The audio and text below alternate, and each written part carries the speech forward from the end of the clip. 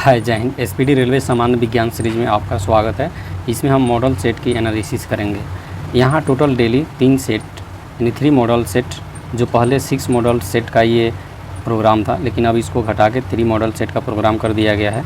Daily total 3 model set का analysis किया जाएगा, जो सभी एग्ज़ाम के लिए रामबाण साबित होगी, इसलिए अंत तक इसे देखना ना भूलिएगा। ये सीरीज़ डेली रात 8 बजे आप तक पहुँच जाएगी। अगर आपको पीडीएफ चाहिए तो नीचे डिस्क्रिप्शन में टेलीग्राम लिंक ज्वाइन कर फ्री में पीडीएफ डाउनलोड कर सकते हैं। ये देखने के लिए रेलवे सामान्य विज्ञान है, लेकिन इसमें जो भी इसमें क्वेश्चन है यानी मॉडल सेट में जो भी क्वेश्चन प्रोवाइड किए गए हैं, ये सभी एग्ज़ाम के लिए, वो चाहे पीसीएस एग्ज़ाम हो या अदर कोई भी एग्ज़ाम हो जहाँ साइंस पूछा जाता है यानी विज्ञान का क्वेश्चन आता है, वहाँ सभी के लिए ये लाभदायक होगा। तो चलिए शुरू करते हैं आज की वीडियो एनालिसिस के साथ। चलिए इसके पहले हम मॉडल सेट 54 तक देख लिए थे। आज 55 से देखते हैं। तो ये 55 का पहला है, बर्नौली प्रमेय किसके संरक्षण पर आधारित है। तो ये बर्नौली जो थ्योरम है ये किसके ऊर्जा के संरक्षण पर आधारित है। बर्नौली ऊर्जा, बर्नौली प्रमेय किससे संबंधित है? ऊर्जा से। बर्नौली प्रमेय किससे संबंधित है? ऊर्जा से। आगे है मनुष्य के शरीर का सामान्य ताप कितना होता है। ये मनुष्य का जो शरीर का तापमान है, फ़ारेनहाइट में 98.6 फ़ारेनहाइट, सेल्सियस में 37 डिग्री सेल्सियस, केल्विन में 310, 98.6 डिग्री फ़ारेनहाइट, 37 डिग्री सेल्सियस पे और 310 केल्विन पे ये मानव शरीर का सामान्य ताप है। देखिए कुछ तापमान के बारे में देख लेते हैं, जैसे जल का जमना। जल का जमना, जल कब कब जमता है? ये 0 डिग्री सेल्सियस पे। फ़ारेनहाइट में कहेंगे तो 32 डिग्री फ़ारेनहाइट पे।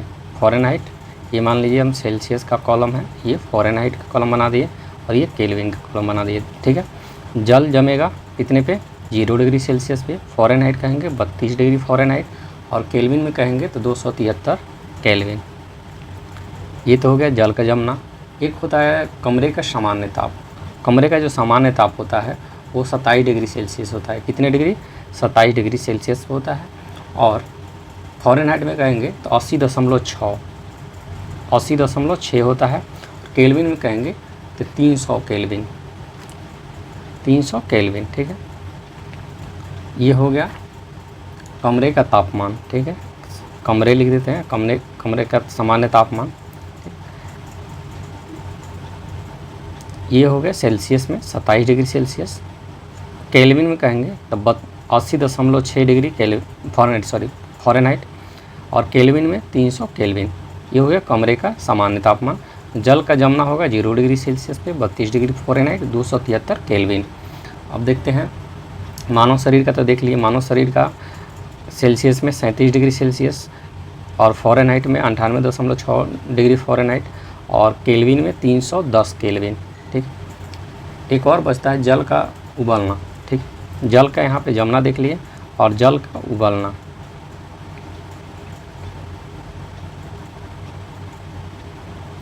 कितने डिग्री सेल्सियस पे? 100 डिग्री सेल्सियस पे। और इसके लिए फ़ारेनहाइट 212 फ़ारेनहाइट, केल्विन में 373 केल्विन। ठीक है, ये 100 डिग्री सेल्सियस रहेगा तो क्या होगा? जल उबलने लगेगा। 212 डिग्री फ़ारेनहाइट रहेगा तो भी जल उबलने लगेगा और 373 डिग्री केल्विन रहेगा तो भी जल उबलने लगेगा। तो मनुष्य के शरीर का सामान्य ताप 98.6 डिग्री फ़ारेनहाइट, सेल्सियस में बोलेंगे 37 डिग्री सेल्सियस, केल्विन बोलेंगे 310 केल्विन। जल जमता है 0 डिग्री सेल्सियस पे। फ़ारेनहाइट को कहेंगे उसी को फ़ारेनहाइट में बोलेंगे तो 32 डिग्री फ़ारेनहाइट पे और केल्विन में बोलेंगे 273 केल्विन। कमरे का सामान्य ताप होता है 27 डिग्री सेल्सियस, फ़ारेनहाइट में 80.6 डिग्री और केल्विन में 300 केल्विन। जल उबलता है 100 डिग्री सेल्सियस पे 212 डिग्री फ़ारेनहाइट 373 केल्विन। देखिए आप यहाँ कुछ देख रहे होंगे, ये कमरे के जो तापमान है और यहाँ मनुष्य के शरीर का तापमान। देखिए 27 डिग्री सेल्सियस जनरली कमरे का सामान्य ताप होता है, तो ये 37 डिग्री सेल्सियस होता है, यानी इससे 10 ज़्यादा होता है मनुष्य का शरीर का तापमान, किसके? कमरे के तापमान से।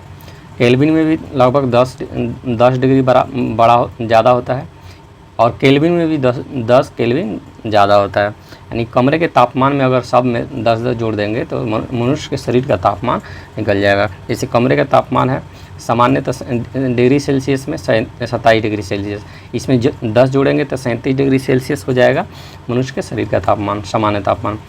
और फ़ारेनहाइट में 80.6 डिग्री है कमरे का तापमान, इसमें आप 10 जोड़ते हैं तो इसमें 10 जोड़ेंगे तो हो जाएगा 80, लेकिन ये इसी में है, इसमें 18 जोड़ना पड़ेगा। ठीक, इसमें फ़ारेनहाइट में 18 जोड़ना पड़ेगा तो ये हो जाएगा, सॉरी यहाँ पे 18 जोड़ेंगे कमरे के तापमान, कमरे के सामान्य तापमान यानी फ़ारेनहाइट में, तो ये हो जाएगा मनुष्य के शरीर का। और केल्विन में 300 केल्विन है कमरे का तापमान, तो इसमें 10 जोड़ेंगे तो ये मनुष्य के शरीर का तापमान हो जाएगा। चलिए इसे याद रखेंगे।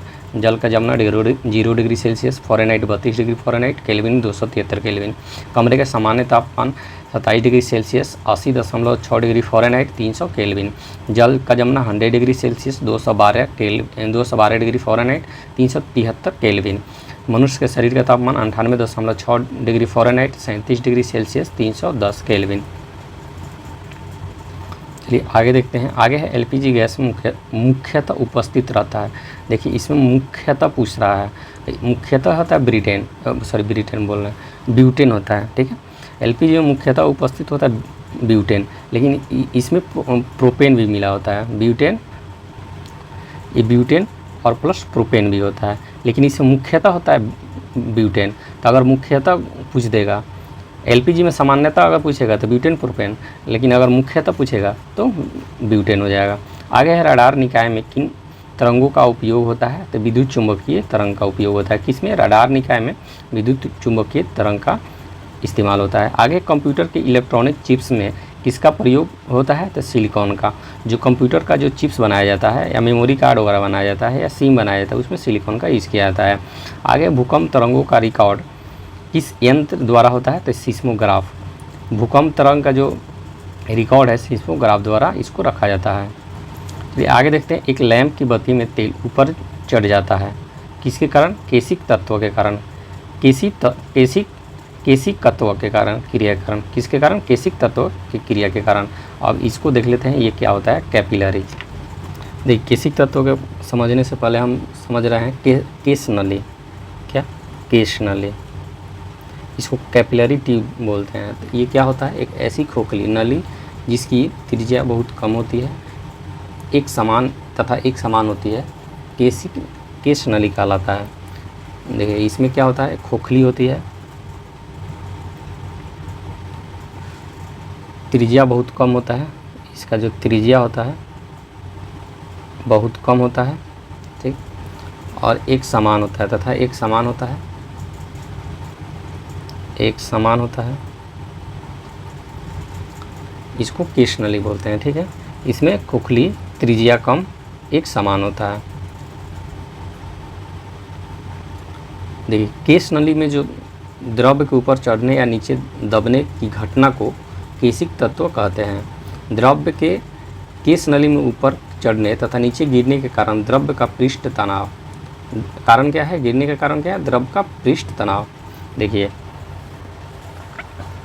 ये जो केश नली है, ठीक है, केश नली में जब द्रव्य ऊपर चढ़ता है या नीचे दबने की घटना को केशिक तत्व कहते हैं। ठीक है, केश नली में द्रव्य के ऊपर चढ़ने तथा नीचे दबने की घटना को केशिक तत्व कहते हैं।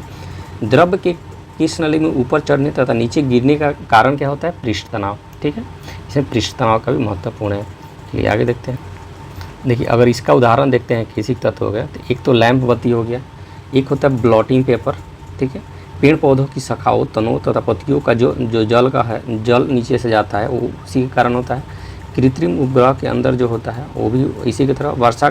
वर्षा के बाद किसान अपने खेतों की जुताई करते हैं ताकि मिट्टी में बनी केश नलियाँ टूट जाए और पानी ऊपर ना आ सके, मिट्टी में नमी बनी रहती है। ये सब उदाहरण है। आगे है पॉलीथीन बनाने में किस गैस का प्रयोग किया जाता है? एथिलीन। पॉलीथीन बनाने में किस गैस का प्रयोग किया जाता है? एथिलीन। आगे मानव आराम के लिए सर्वाधिक उपयुक्त ताप क्या है? 18 डिग्री सेल्सियस कहेंगे तो 18 डिग्री सेल्सियस से 22-22.5 डिग्री सेल्सियस तक। मानव आराम के लिए सर्वाधिक उपयुक्त ताप का मान है 18 से 22.5 डिग्री सेल्सियस तक। इसको ध्यान में रखेंगे। ये आराम के लिए सर्वाधिक उपयुक्त तापमान है 18 से 22.5 डिग्री सेल्सियस। आगे ग्रहों की गति का नियम का निरूपण किसने किया था? ये होगा केपलर ने। देखिए ग्रह की गति का नियम है, सामान्य गति का ये नियम नहीं है, न्यूटन वाला गति नहीं है। यहाँ पे ग्रह की जो गति है उसकी नियम का निरूपण किसने किया था? तो जॉन्स केपलर ने किया था। आगे लाल रंग के गुलाब को देखिए, यहाँ पे लाल रंग के गुलाब है, ठीक है। हरे रंग में देखने पर कैसा दिखाई देगा? तो ये लाल को हरा में देखने पे काला दिखाई देगा। और मुख्य रंग क्या होता है हमारा? RBG, red, blue and green, ठीक है। RBG, रेड, ब्लू, ग्रीन, ये हमारा मुख्य रंग है। जब लाल रंग को हरे में देखेंगे तो क्या दिखाई देगा? काला। यानी लाल रंग को जब हरे में देखेंगे तो क्या दिखेगा? काला दिखेगा। यानी लाल रंग को जब हरा में मिला देंगे तो क्या हो जाएगा? काला बन जाएगा, ठीक है। ये RBG मुख्य रंग है, यानी रेड, ब्लू, ग्रीन। आगे है, जब दो समानांतर दर्पणों के बीच कोई वस्तु रखा जाता है तो उसके कितने प्रतिबिंब बनते हैं? तो असंख्य। जैसे मान लीजिए यहाँ पे दो कोई दर्पण रख दिए और यहाँ पे कोई वस्तु रख दिए, तो इसकी जो प्रतिबिंब बनेगी वो क्या बनेगी? असंख्य बनेगी, ठीक है। समानांतर जब भी ये रखा जाएगा दर्पण, समानांतर रखा जाएगा, यहाँ पे वस्तु होगा, तो इसकी जो प्रतिबिंब बनेगी क्या होगी? असंख्य बनेगी। आगे है, पाश्चुरीकरण क्रिया में दूध कितने डिग्री पर गर्म करके सुरक्षित रखा जाता है? ये 62 डिग्री सेल्सियस पे। कितने डिग्री सेल्सियस पे? 62 डिग्री सेल्सियस पे गर्म करके इसको सुरक्षित रखा जाता है। एक 72 डिग्री सेल्सियस पे भी गर्म करके सुरक्षित रखा जाता है। लेकिन 72 डिग्री सेल्सियस पे अगर करेंगे तो सिर्फ 15 सेकेंड के लिए। कितने सेकेंड के लिए? 15 सेकेंड के लिए। और 62 डिग्री सेल्सियस पे 30 मिनट करेंगे, यानी आधा घंटा इसको गर्म करेंगे। पाश्चुरीकरण होगा दूध का, तो अगर 62 डिग्री सेल्सियस पे रखेंगे तो इसको 30 मिनट तक क्या करना पड़ेगा? उबालना पड़ेगा। और नॉर्मल 62 डिग्री सेल्सियस पे कितने? 30 मिनट। अब 32 डिग्री सेल्सियस पे इसको 15 सेकेंड के अगर लिए बॉयल कर देते हैं तो ये सुरक्षित रहता है। तो ये इंपॉर्टेंट है, याद रखेंगे। 62 डिग्री सेल्सियस पे कितना? 30 मिनट तक। 72 डिग्री सेल्सियस पे 15 सेकेंड तक। इसमें 30 मिनट है, इसमें सेकेंड है, ठीक है। अगर उसी को 72 डिग्री सेल्सियस को हम फ़ारेनहाइट में कहेंगे तो 162 डिग्री फ़ारेनहाइट बोल देंगे। कितने पे? 162 डिग्री फ़ारेनहाइट। कितना? 162 डिग्री फ़ारेनहाइट या 72 डिग्री सेल्सियस। 62 डिग्री सेल्सियस को हम 145 डिग्री फ़ारेनहाइट भी बोलेंगे। फ़ारेनहाइट में अगर पूछेगा तो 145 डिग्री फ़ारेनहाइट, 145 डिग्री फ़ारेनहाइट पर दूध को कितने देर तक? 30 मिनट तक गर्म करेंगे। और 162 डिग्री फ़ारेनहाइट पर दूध को कितने? 15 सेकेंड के लिए। तो यहाँ पे दोनों हो गया। सेल्सियस में पूछेगा तो 62 डिग्री सेल्सियस, और इसी को फ़ारेनहाइट में पूछेगा तो 145 डिग्री फ़ारेनहाइट। यहाँ पे 72 डिग्री सेल्सियस में पूछेगा तो 72 डिग्री सेल्सियस, और फ़ारेनहाइट में पूछेगा तो 162 डिग्री फ़ारेनहाइट पे कितने? 15 सेकेंड, 62 पे 30 मिनट। चलिए आगे देखते हैं। आगे है हमारा अल्मुनियम धातु का मुख्य अयस्क है बॉक्साइट। देखिए अल्मुनियम, AB से याद रखेंगे, AB से, A से एल्युमिनियम, B फॉर बॉक्साइट। तो एल्युमिनियम धातु का मुख्य अयस्क है बॉक्साइट, ठीक है। एल्युमिनियम का मुख्य अयस्क है बॉक्साइट। तो AB से याद रखेंगे, AB, A for aluminium, B for bauxite. तो एल्युमिनियम धातु का मुख्य अयस्क है बॉक्साइट। आगे नाभिकीय रिएक्टर में मंदक के रूप में किन का प्रयोग किया जाता है? तो ये देखिए, भारी जल D2O, भारी जल को क्या बोलेंगे? D2O। ग्रेफाइट को भी ग्रेफाइट एंड बेरिलियम, क्या? बेरिलियम, तीनों का यूज किया जाता है मंदक के रूप में। नाभिकीय रिएक्टर जो होता है, नाभिकीय रिएक्टर में मंदक के रूप में D2O यानी भारी जल, ग्रेफाइट एंड बेरिलियम, तीन चीज़ का इसमें यूज़ किया जाता है मंदक के रूप में। किसमें? नाभिक रिएक्टर में। D2O जिसको भारी जल बोलते हैं, ग्रेफाइट या बेरिलियम, तीनों को इसको मंदक के रूप में यूज़ करते हैं। आगे है, गैल्वेनाइज्ड लोहे के चादर किस वस्तु की परत के कारण जंग खाने से बचता है? तो जिंक। चलिए मॉडल सेट 56 यानी 56 नंबर देख लेते हैं। Shah institute of nuclear physics कहाँ है? कोलकाता में है। ये direct question, Shah institute of nuclear physics कहाँ स्थित है? स्टैटिक्स है, ये कोलकाता में है। Shah institute of nuclear physics कहाँ है? कोलकाता में। आगे शनि के रिंग्स की खोज का श्रेय किसे? गैलीलियो। शनि के जो रिंग्स बनते हैं इसको किसने खोज किया था? गैलीलियो ने। शनि का रिंग्स एक ही जो ऐसा ग्रह है जिसके पास रिंग्स बनते हैं, किसके पास? शनि के पास। किसने खोज किया था? गैलीलियो ने। आगे परमाणु बम में ईंधन के रूप में किन दो पदार्थों का प्रयोग करते हैं? Uranium 235, plutonium 239। देखिए यूरेनियम 235, 2 + 3 5, और पी प्लूटोनियम होगा तो 2 3 9। ठीक है, 2 3 दोनों में कॉमन है, लेकिन यू कहेगा तो U5 और पी कहेगा तो P9। ठीक है, प्लूटोनियम 9 239, यूरेनियम 235। ठीक है, देखिए यहाँ पे परमाणु बम है, एक हाइड्रोजन बम होता है, एक परमाणु बम होता है। परमाणु बम किस सिद्धांत पे काम करता है? तो ये परमाणु बम करता है नाभिकीय विखंडन पे। ठीक है, परमाणु बम ये नाभिकीय विखंडन पे या न्यूक्लियर फ्यूजन पे काम करता है, इंग्लिश में बोलेंगे तो फ्यूजन। ठीक है, और हाइड्रोजन बम, वही हाइड्रोजन बम कहेगा तो ये होता है नाभिकीय संलयन पे काम करता है। किस पे? नाभिकीय संलयन पे। इसको इंग्लिश में बोलेंगे नाभिकीय न्यूक्लियर फ्यूजन, FUSION, और विखंडन को फ्यूजन बोलते हैं, FISION, फ्यूजन। नाभिकीय विखंडन को फ्यूजन, न्यूक्लियर फ्यूजन बोलते हैं, नाभिकीय संलयन को फ्यूजन, FUSION, फ्यूजन का FISON। ये हो गया हाइड्रोजन बम किस सिद्धांत पे? नाभिकीय संलयन पे। परमाणु बम नाभिकीय विखंडन पे। आगे है प्रतिरोध का SI मात्रक ओम। जनरली सबको पता होगा प्रतिरोध का रेजिस्टेंस का SI मात्रक ओम है। पारा कितने डिग्री सेल्सियस पे जमता है? ये इंपॉर्टेंट क्वेश्चन है। -39 डिग्री सेल्सियस, -39 डिग्री सेल्सियस पे पारा क्या होता है? जम जाता है। कितने डिग्री सेल्सियस पे? -39 डिग्री सेल्सियस, -39 डिग्री सेल्सियस पे पारा जम जाता है।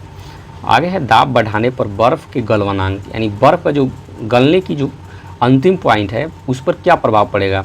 तो गलनांक यानी मेल्टिंग पॉइंट क्या होगा? उसका घटेगा। यानी ये क्या होगा? जब बर्फ़ पे दाब बढ़ाएंगे तो मेल्टिंग पॉइंट घटने का अर्थ है कि वो जल्दी गलेगा, यानी उसका जो गलन की प्रक्रिया है वो जल्दी होगी। जो मान लीजिए 2 मिनट में होगा वो 1 मिनट में हो जाएगा जब बर्फ़ पे हम दाब बढ़ाएंगे तो, यानी गलनांक पॉइंट यानी मेल्टिंग पॉइंट घटेगा तो जल्दी पिघलेगा। ठीक है, पिघलने की जो रेट है वो बढ़ जाएगी। कब? जब दाब बढ़ाएंगे तब। और ये कब होगा? गलनांक पॉइंट घटेगा, गलनांक पॉइंट घटेगा तो बर्फ़ जल्दी पिघलेगा।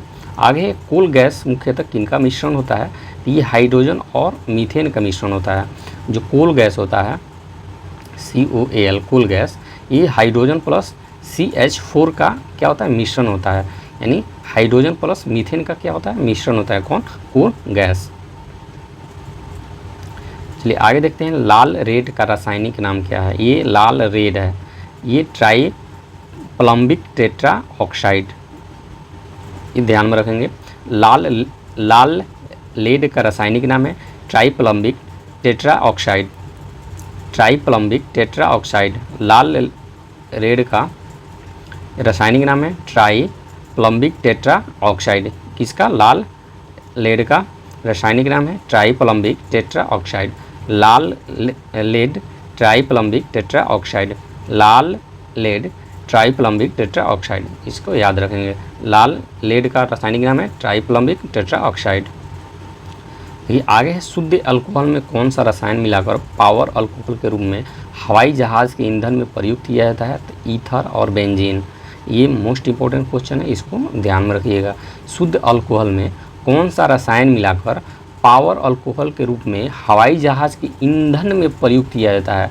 तो ईथर एंड बेंजीन। एक बार और देख लेते हैं, शुद्ध अल्कोहल में कौन सा रसायन मिलाकर पावर अल्कोहल के रूप में हवाई जहाज़ के ईंधन में प्रयुक्त किया जाता है? Ether and benzene. आगे कृत्रिम सुगंधित पदार्थ बनाने में किसका प्रयोग किया जाता है? तो एथिल एसीटेट को। एथिल एसीटेट का प्रयोग करके कृत्रिम सुगंधित पदार्थ बनाया जा सकता है। किससे? एथिल एसीटेट से एथिल एसीटेट का प्रयोग करके कृत्रिम सुगंधित पदार्थ बना सकते हैं। आगे फलों के रसों को सुरक्षित रखने के लिए किस अम्ल का प्रयोग किया जाता है? तो फॉर्मिक अम्ल का प्रयोग किया जाता है। किस अम्ल का प्रयोग किया जाता है? ये इंपॉर्टेंट है। फलों के रसों को सुरक्षित रखने के लिए, ये फल नहीं है, फल का जो रस निकाल के सुरक्षित रखते हैं उसमें फॉर्मिक अम्ल मिलाया जाता है। कौन अम्ल मिलाया जाता है? फॉर्मिक अम्ल मिला के फल के रस को सुरक्षित रखा जाता है। देखिए, फल का जो कृत्रिम रूप से पकता है, प्राकृतिक रूप से C2H4 से एथिलीन गैस, इसको C2H4 को एथिलीन गैस बोलते हैं, जो फल को प्राकृतिक रूप से पकाता है और पौधे की वृद्धि को रोक देता है। कौन? ये एथिलीन गैस C2H4। वहीं अगर C2H2 कहेगा, इसको एसिटिलीन गैस बोलते हैं। ये कृत्रिम रूप से फल को पकाएगा और ये प्राकृतिक रूप से पकाएगा। ठीक है, दोनों में अंतर क्या है? ये कृत्रिम रूप से, ये C2H2 इसको एसिटिलीन गैस बोलते हैं, जो फल को कृत्रिम रूप से पकाता है, और इस C2H4 को एथिलीन गैस बोलते हैं, जो फल को प्राकृतिक रूप से पकाता है। एथिलीन गैस का एक डिमेरिट है कि ये बहुत जल्दी छोटे पौधों के फल को ही पकाता है, जिसे होता क्या है कि पौधे की वृद्धि रुक जाती है।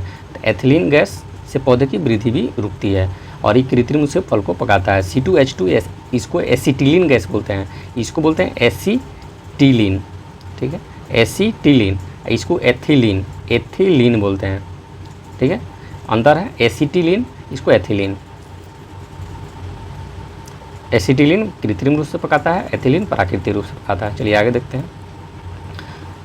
आगे किस गैस का प्रयोग शल्य क्रिया व जीवाणुनाशक के रूप में करते हैं? क्लोरोफॉर्म का यूज हम शल्य क्रिया में या कीटाणुनाशक के रूप में, जीवाणुनाशक के रूप में करते हैं। इसका प्रयोग क्लोरोफॉर्म का। आगे है, रक्त के प्रवाह को रोकने के लिए किनका प्रयोग किया जाता है? तो फेरिक क्लोराइड का। जो रक्त का प्रवाह है, इसको रोकने के लिए फेरिक क्लोराइड का प्रयोग करते हैं। ये भी इंपॉर्टेंट क्वेश्चन है, इसको ध्यान में रखना है। रक्त के प्रवाह को रोकने के लिए किनका प्रयोग किया जाता है? Ferric chloride.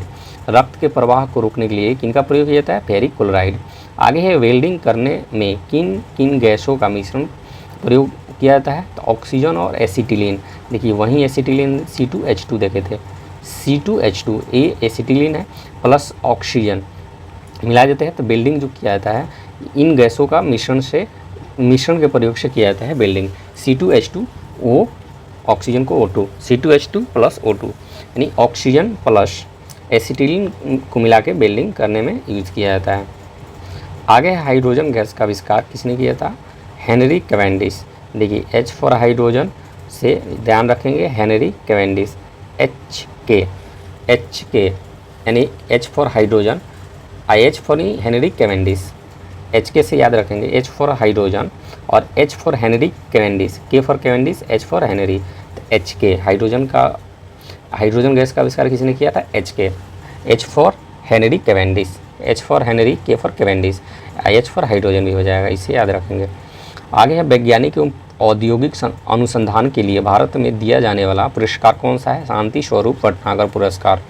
जो वैज्ञानिक और औद्योगिक अनुसंधान के लिए जो भारत में पुरस्कार दिया जाता है, उसका नाम है शांति स्वरूप भटनागर पुरस्कार। यानी साइंस एंड टेक्नोलॉजी में जो पुरस्कार दिया जाता है वो शांति स्वरूप भटनागर पुरस्कार है। आगे है, आग लगाने वाला नापाम बम। ये अलग बम है। नापाम बम में आग उत्पन्न करने वाला मुख्य पदार्थ क्या होता है? नेफ्थेनेट पामीटेट। देखिए, इसको भी ध्यान में रखेंगे क्योंकि ये इम्पोर्टेंट है। जो आग लगाने वाला जो नापाम बम है, कौन सा? नापाम में आग उत्पन्न करने वाला मुख्य पदार्थ क्या होता है? ये नेफ्थेनेट पामीटेट। आग लगाने वाला नापाम बम में आग उत्पन्न करने वाला मुख्य पदार्थ नेफ्थेनेट पामीटेट। चलिए, मॉडल सेट 57 यानी 57 नंबर देख लेते हैं। वायुयान के टायरों में हवा भरने में किन गैसों का प्रयोग करते हैं? तो हीलियम गैस का प्रयोग करते हैं। आगे, सिंदूर का रासायनिक नाम क्या है? Mercuric sulphide. ये मोस्ट इंपॉर्टेंट है, इसको याद रखेंगे। सिंदूर का रासायनिक नाम है मर्क्यूरिक सल्फाइड। सिंदूर का रासायनिक नाम मर्क्यूरिक सल्फाइड है। Mercuric sulphide. सिंदूर सीम से याद रखेंगे, सीम। ये सी शिम्स, सी फॉर सिंदूर, M for mercuric, S for sulphide. तो शिम, सिंदूर, मर्क्यूरिक सल्फाइड, शिम, सी फॉर सिंदूर, एम फॉर मर्क्यूरिक सल्फाइड। आगे क्लोरीन में किस धातु के आयन उपस्थित होते हैं? मैग्नीशियम के। क्लोरोफिल में मैग्नीशियम धातु के आयन उपस्थित होते हैं। किसके? मैग्नीशियम धातु के। क्लोरोफिल में कौन से धातु पाया जाता है? तो मैग्नीशियम। क्लोरोफिल में किस धातु का आयन उपस्थित रहता है? तो मैग्नीशियम का। ये इंपॉर्टेंट क्वेश्चन है। क्लोरोफिल में किस धातु का आयन उपस्थित रहता है? ये मैग्नीशियम का। यहाँ पे धातु पूछ रहा है तो मैग्नीशियम का। आगे वाइन्स या शराब में उपस्थित रहता है ethyl alcohol. Ethyl alcohol wines या शराब में उपस्थित रहता है। कौन? Ethyl alcohol. आगे सोना का रासायनिक नाम AU है, जिसको ऑरम बोलते हैं, AURUM, ठीक है। इसी को शॉर्ट फॉर्म में AU। रासायनिक दृष्टि से चीनी का जो चीनी क्या होता है? सुक्रोज होता है। चीनी का रासायनिक नाम सुक्रोज है। सुक्रोज इसका रासायनिक नाम है। किसका? चीनी का। आगे बर्फ़ के साथ नमक को मिलाने पर इसके गलनांक पर क्या प्रभाव पड़ेगा? कम होगा। देखिए बर्फ़ पर दाब भी प्रेशर अगर प्रेशर देंगे यानी दाब देंगे तो भी ये इसका गलनांक घटेगा, यानी बर्फ़ जल्दी पिघलेगा। और बर्फ़ में नमक भी मिलाएंगे तो इसका गलनांक घटेगा, यानी जो बर्फ़ का जो पिघलने की क्रिया है वो तेज़ होगी, यानी बर्फ़ जल्दी पिघलेगा, ठीक है। ये आगे भार के अनुपात में जल में हाइड्रोजन व ऑक्सीजन का अनुपात होता है 1:8। इसको निकाल भी सकते हैं। आगे है दांतों व हड्डियों में उपस्थित रहता है कैल्शियम फॉस्फेट। दांत में और हड्डी में कैल्शियम फॉस्फेट उपस्थित रहता है। आगे चमकीले विद्युत विज्ञापनों में किस गैस का प्रयोग किया जाता है? नियॉन। ये इंपॉर्टेंट है। जो चमकीले जो विद्युत विज्ञापन होते हैं उसमें नियॉन का प्रयोग किया जाता है। आगे सिक्का किस धातु का बना होता है? तो ये देखिए तांबा और टीन का। इसके पहले हम एक ट्रिक देखे थे, टाटी में शीशा देखकर कंफ्यूज है। वो टाटी यानी तांबा टीन प्लस शीशा के लिए फ्यूज के लिए हुआ था। ये है टाटी में शीशा, टाटी में सिक्का, ये सिक्का, ठीक है।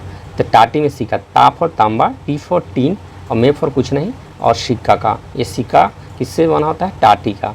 टा यानी ये तांबा 88% और 12% टीन, ठीक है।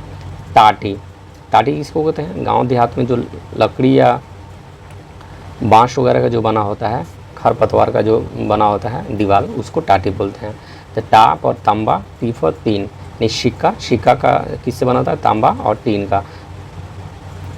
चलिए आगे देखते हैं। सौर सेलों के निर्माण में प्रयुक्त होता है सीजियम। जो सौर सेल है उसके निर्माण में सीजियम का प्रयोग करते हैं। किसका? सीजियम का। आगे लोहे के चादरों पर जस्ते की परत चढ़ाने की प्रक्रिया को क्या कहते हैं? गैल्वेनीकरण। गैल्वेनीकरण में क्या होता है? लोहे के चादर पर जस्ते का जो परत चढ़ाया जाता है उसको गैल्वेनीकरण कहते हैं। आगे जर्मन सिल्वर किसका मिश्रण है? तो ये जस्ता और निकेल का मिश्रण है, जर्मन सिल्वर। तो ये देखिए अगर हम जर्मनी बोलेंगे, जर्मनी, तो जर्मन सिल्वर तो यहाँ पे है जर्मनी सिल्वर। इसी में छुपा है दोनों, ज फॉर जस्ता और नी फॉर निकेल, ठीक है। नी फॉर निकेल, इसी में छुपा है जर्मनी सिल्वर। जर्मनी सिल्वर किससे बना होता है? ज फॉर जस्ता, नी फॉर निकेल, ज फॉर जस्ता, नी फॉर निकेल, यानी जर्मनी सिल्वर। ये जर्मनी सिल्वर भी हो गया। ये जर्मनी में ये धातु भी छुपा है, कौन? जस्ता और निकेल। इसे ध्यान में रखेंगे। चलिए आगे देखते हैं। गन्ने की चीनी किनके संयोग से बनी होती है? तो ग्लूकोज और फ्रुक्टोज। जो गन्ने की जो चीनी होती है उसमें ग्लूकोज और फ्रुक्टोज का मिश्रण होता है। फ्रुक्टोज फल से, और गन्ने की जो चीनी है किनके, वो फल ही एक प्रकार का है। गन्ने की चीनी किनके संयोग से बनी होती है? ग्लूकोज और फ्रुक्टोज। गन्ने की चीनी ग्लूकोज और फ्रुक्टोज के। चीनी जनरली क्या होता है? सुक्रोज होता है, ठीक है।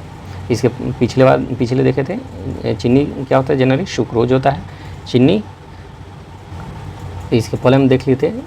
चीनी रासायनिक दृष्टि से सुक्रोज होता है और गन्ने की जो चीनी है उसमें ग्लूकोज और फ्रुक्टोज के संयोग से बनता है। गन्ने की चीनी ग्लूकोज और फ्रुक्टोज के संयोग से बनता है। आगे किस पदार्थ का प्रयोग मशीनों में संनेहक यानी लुब्रिकेंट के रूप में किया जाता है? तो ग्रेफाइट का यूज हम ये नाभिकीय रिएक्टर में भी किए थे मंदक के रूप में। वहाँ नाभिकीय रिएक्टर में ग्रेफाइट का मंदक रूप में, बेरिलियम का मंदक के रूप में और D2 यानी बारी जल का मंदक रूप में। यहाँ पे लुब्रिकेंट में यानी मशीनों के स्नेह के रूप में ग्रेफाइट का यूज़ करते हैं। आगे है, किस खनिज को बेवकूफ़ों का सोना यानी फूल्स गोल्ड के नाम से जाना जाता है? आयरन पायराइट और आयरन सल्फाइड। आयरन पायराइट और आयरन सल्फाइड को फूल्स गोल्ड यानी बेवकूफ़ों का सोना, iron pyrite and iron sulphide.